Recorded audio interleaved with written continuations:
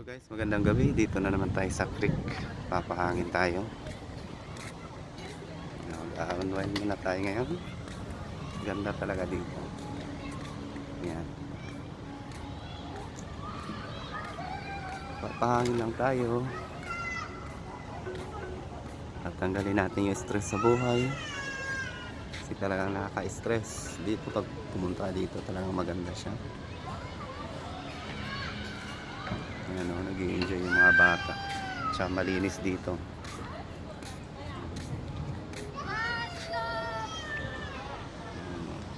Sobrang ganda dito.